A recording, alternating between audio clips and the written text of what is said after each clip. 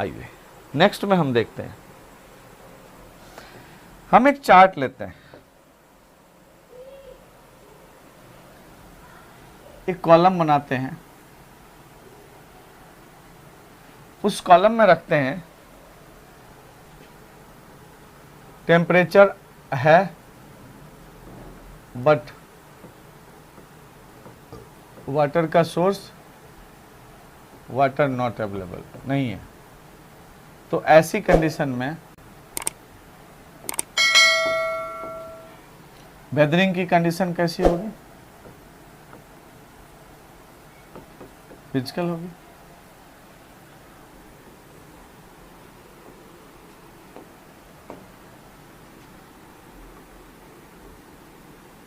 Reason बता दो भाई।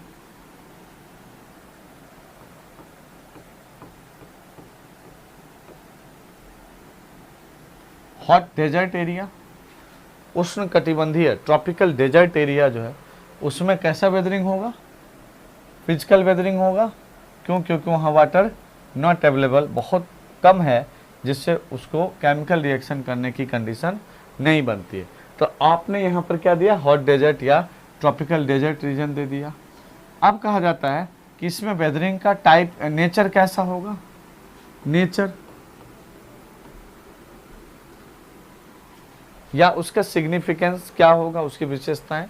तो हो सकता है कि बड़ा कोई टुकड़ा हो और टेम्परेचर कम ज़्यादा होने के कारण इनके बीच से ये दरारें पड़ जाए और ये एक टाइम पे दोनों अलग अलग हो जाए। यहाँ से कट गया ये, यहाँ से कट गया ये। पहले एक पार्ट था, अब एक पार्ट ए और एक पार्ट बी बन गया। बीच से चीज़ें क्या हुई? यहाँ से ये हट गई। तो ऐसी कंडीशन में ये क्या हो गया? एक पार्ट ये और दूसरा पार्ट ये बन गया। इसको ब्लॉक डिसइंटीग्रेशन कहते हैं, बड़े टुकड़ों में बंटना।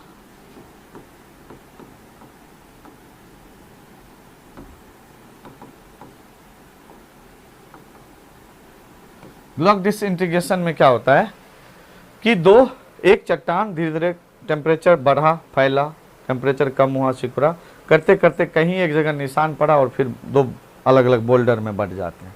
अब ये ध्यान रखना कि एक दिन एक रात में नहीं हुआ, 1000 साल में भी नहीं हुआ, 1 लाख साल लग गए, 2 लाख साल लग गए, 5 लाख साल लग गए, क्योंकि ये 1-2 वर्षों की कहानी नहीं है, इसलिए ऐसा होता है। ये आप ध्यान रखेंगे। तो ये हो गया डेजर्ट वाले में ब्लॉक डिसइंटीग्रेशन हो जाएगा।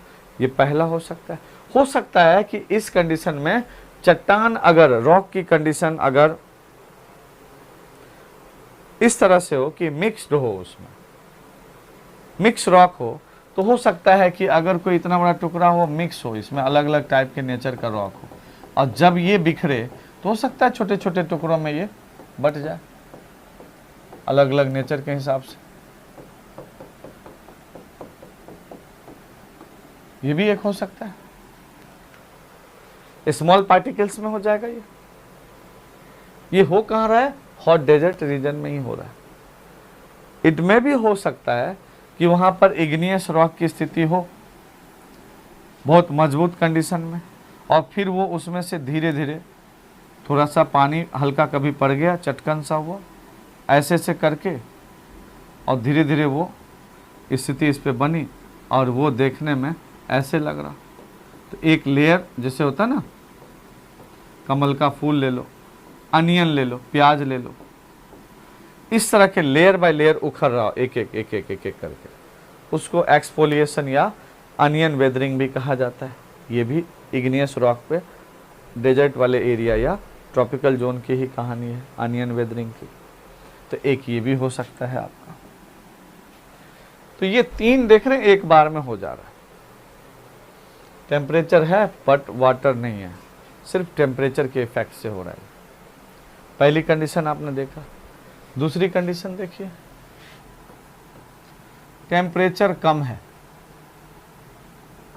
बट वाटर की अवेलेबिलिटी है। अब ऐसी कंडीशन में भी वेदरिंग कैसा होगा? फिजिकल। कहाँ होगा? रीजन बताइए। तो आप इसको रखेंगे हाई लैटिट्यूड जोन में।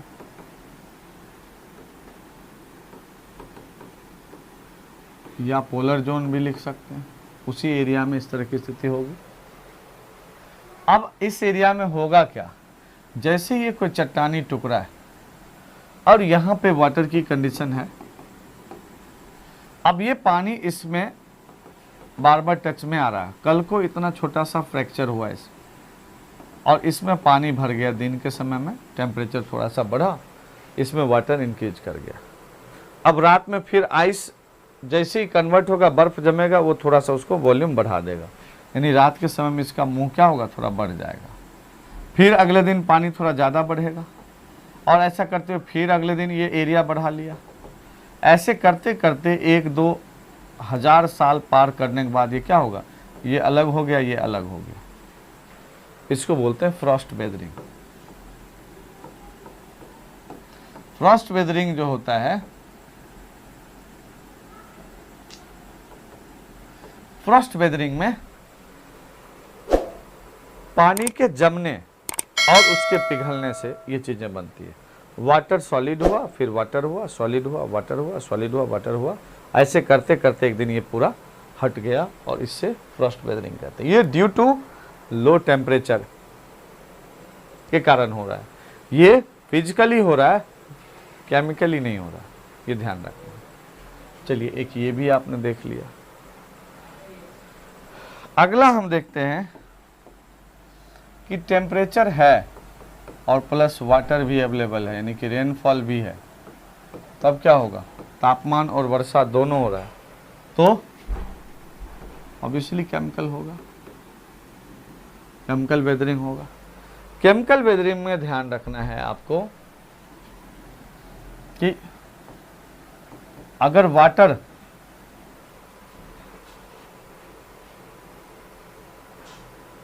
किसी भी रॉक स्ट्रक्चर में पानी घुल गया, मान लीजिए यहाँ कोई एक चट्टानी संरचना है जिसमें पानी आकर के पानी पी गया, पूरा इसमें पानी मिल गया पूरी तरीके से, इसको हाइड्रेशन प्रोसेस कहा जाता है। पानी का निकलना डिहाइड्रेशन, पानी मिल जाना हाइड्रेशन प्रोसेस कहलाता है। तो ये केमिकली चीजें हैं, एक हाइड्रेशन प्रोसेस हो गया, ये हाइड्रेशन फॉर्म में वेदरिंग हो गया। क्यों? क्योंकि वाटर मिल गया। दूसरा, अगर इसमें हाइड्रोजन मिल गया,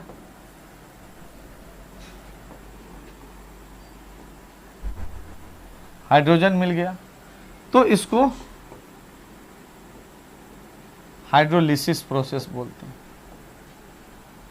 अगर इसमें आयरन का है, आयरन युक्त इग्नियस रॉक वाला है और प्लस इसमें ऑक्सीजन मिल गया, तो इसको